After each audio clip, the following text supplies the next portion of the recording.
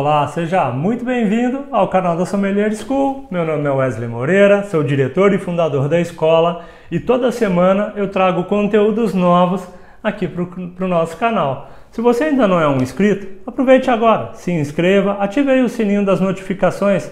Desta forma você não vai ficar de fora de nenhum conteúdo novo que rola aqui no nosso canal. Há algumas semanas atrás, nós começamos uma série onde eu falo sobre as principais características, categorias e estilos dos vinhos. No primeiro vídeo dessa série, eu apresentei as 3 categorias básicas dos vinhos. No vídeo 2, eu falo sobre a categoria dos vinhos espumantes e explico as suas características e também falo sobre os seus principais estilos. No vídeo número 2, eu falo sobre a categoria dos vinhos tranquilos e falo sobre o estilo e as características dos vinhos brancos. Hoje nós vamos continuar aí com a categoria dos vinhos tranquilos, só que irei apresentar para você o estilo dos vinhos tintos e as suas principais características.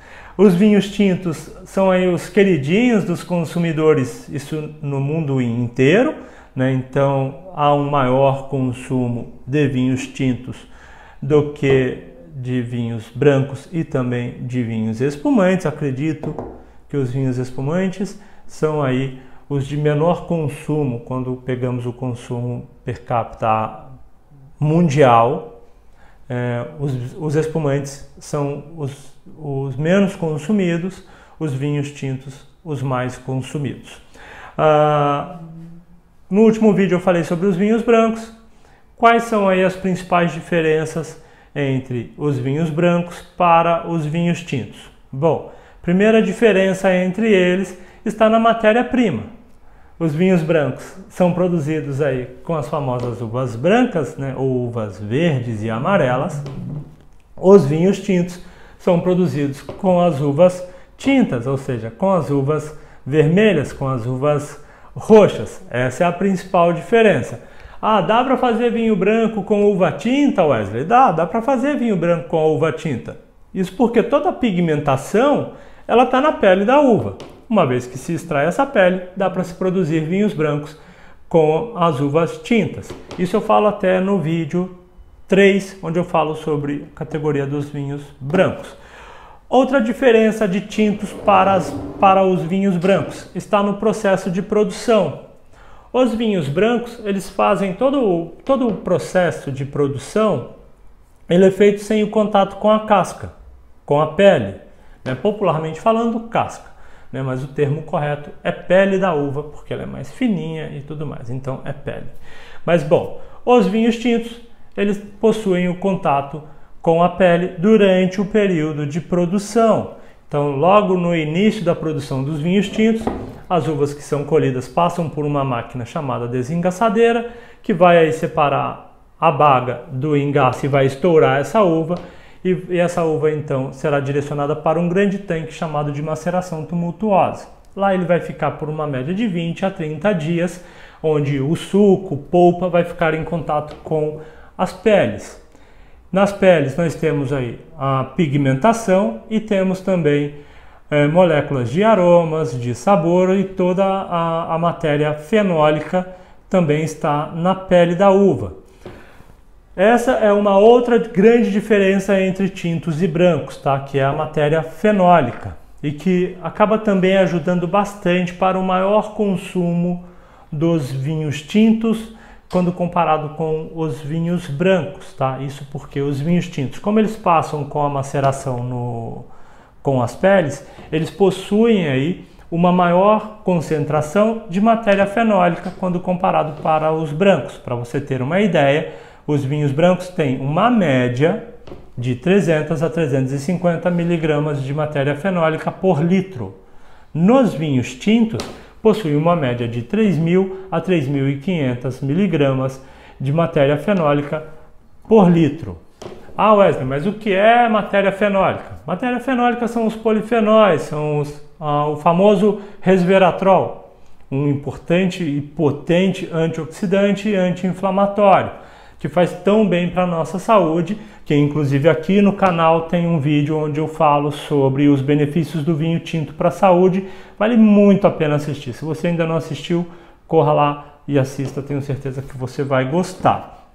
Então, essa é uma das diferenças, né? Vinhos brancos feitos com uvas brancas, né? Que são amarelas ou verdes, vinhos tintos produzidos aí com as uvas tintas. Vinhos brancos não têm maceração com as cascas, vinhos tintos têm a maceração com as cascas.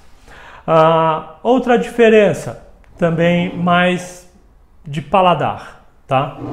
Os vinhos tintos possuem aí nos aromas principalmente notas de frutas vermelhas, que vão desde frutas vermelhas mais fresquinhas até frutas vermelhas maduras, compotadas, em geleia, notas passadas, aí vai depender do grau de envelhecimento do vinho. Nos vinhos brancos, esses aromas são notas florais e de frutas brancas e de notas minerais, de uma forma muito básica e muito genérica, tá? Além dessas notas de frutas, nós vamos encontrar notas de torrefação, como chocolate, como tabaco, notas terrosas e tantos outros grupos aromáticos nos vinhos tintos.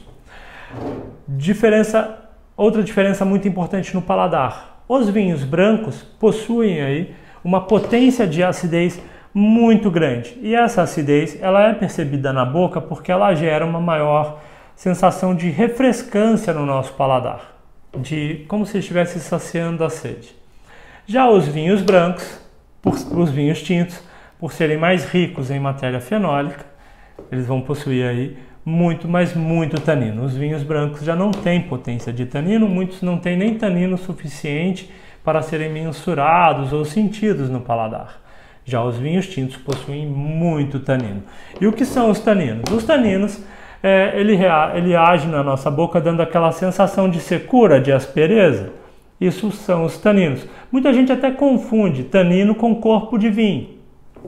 Vou até aproveitar o gancho para falar um pouco sobre essa parte do corpo do vinho, que era o próximo tópico desse vídeo, que era onde eu ia falar sobre o corpo do vinho. Muita gente confunde ou assimila o tinto com o corpo do vinho. O vinho tem muito tanino, então é muito encorpado. O vinho tem pouco tanino, tem baixo corpo. E essa não é uma forma correta de pensar no corpo do vinho. O que é o corpo? O corpo do vinho é a consistência, a concentração de matéria sólida no vinho. Embora muitas pessoas, e eu também vou fazer hoje, vou citar algumas uvas que têm mais predileção para a produção de vinhos leves, médio corpo e encorpado, mas a uva ela não está relacionada diretamente ao corpo do vinho. Então, o corpo do vinho está mais ligado ao cultivo da videira, como ela foi cultivada, e também aos processos de vinificação do que a variedade de uva em si, tá bem? Então nós podemos ter aí algumas variedades de uvas que vão gerar um vinho leve, vai gerar um vinho de médio corpo ou encorpado, dependendo aí de como essa uva foi tratada no vinhedo e de como ela foi tratada na vinícola. Vou te citar um exemplo. Cabernet Sauvignon gera vinho encorpado? Gera. Cabernet Sauvignon vai sempre gerar vinhos encorpados. Sim, mas se ela tiver um rendimento alto no vinhedo, quando ela chegar na vinícola para ser vinificada, vai ter ali uma concentração muito maior de água, uma proporção muito maior de líquido, não de água, uma proporção muito maior de suco do que de matéria sólida. Vai gerar um vinho de médio corpo para leve.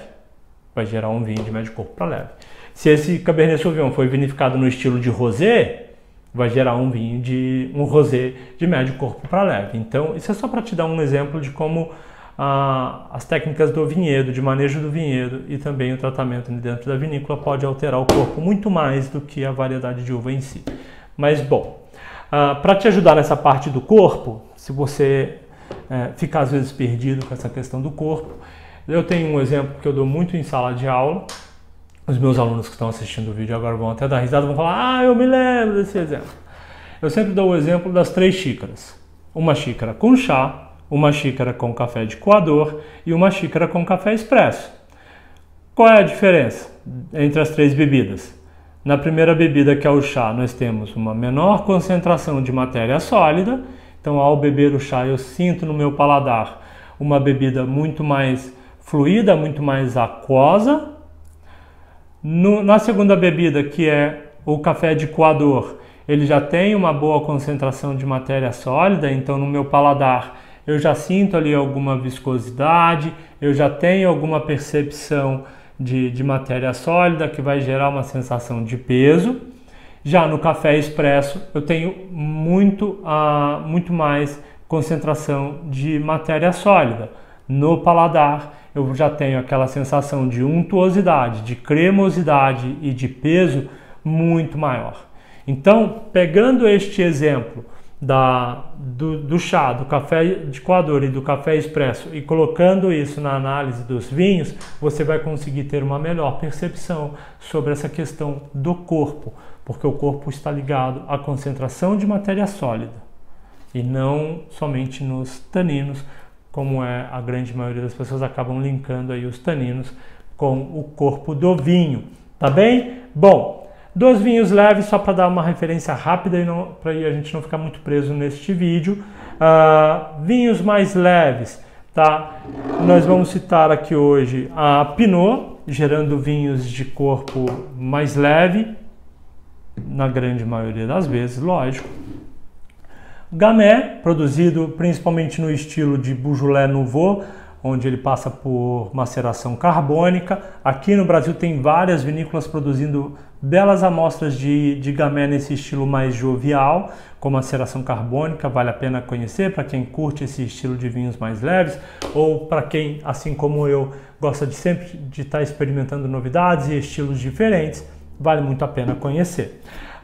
Eu trouxe aqui uma uva que pouca gente conhece ou experimenta, que é o Grignolino, produzido lá no Piemonte, é uma uva nativa do Piemonte, a terra do Barolo, né? Produzindo vinhos também mais leves e mais frescos, na sua grande maioria das vezes podendo gerar alguns vinhos de médio corpo. Quando pensamos em vinhos de médio corpo, podemos pensar na uva Merlot, que gera bons vinhos de médio corpo. A Zinfandel gera vinhos de médio corpo, principalmente a Zinfandel, pensando no italiano, na sua versão, que lá ganha o nome de Primitivo. O Primitivo de Mandura é um vinho de médio corpo. O Cabernet Franc trouxe até uma versão de um vinho produzido aqui no Brasil, da família Beber, que eu gosto bastante. O Cabernet Franc também é uma uva que na grande maioria das vezes vai gerar um vinho de médio corpo. Já os vinhos mais potentes, aí nós vamos ter Touriga Nacional, Touriga Franca, Aragonês, lá os vinhos portugueses, né, produzidos com essas uvas, gerando vinhos mais encorpados. Cabernet, Malbec, Carmenere, que são as mais famosas, também gerando vinhos mais encorpados. Inclusive hoje eu tenho aqui um assemblagem produzido no Chile, lá com o pessoal do Move, né, o Las Runas. Até deixar um abraço para o pessoal do Move. Temos aqui um nacional, produzido inclusive em Petrolina. Deixar um abraço para o pessoal da Rio Sol, que é um canhão, né? Este é o Paralelo 8, que é um dos ícones da vinícola, um dos vinhos prêmios da vinícola, que também é um baita de um vinho extremamente encorpado. É isso. Eu acho que eu falei um pouquinho de cada coisa. Se ficou alguma coisa para fora aqui, sem falar nesse vídeo de hoje sobre os vinhos tintos, deixa aí nos comentários. Mais para frente eu faço um outro vídeo e eu dou uma olhada nos comentários, pego aí estes assuntos que ficaram de fora do vídeo de hoje e faço um vídeo só sobre estes assuntos que ficaram aí de fora do conteúdo de hoje. Espero de coração que você tenha gostado. Continue acompanhando o canal, porque no próximo vídeo desta série eu irei apresentar a terceira categoria dos vinhos, que são a categoria dos vinhos doces. Vou falar sobre os principais estilos, suas principais características. É isso, a gente se vê no próximo vídeo. Saúde e até mais!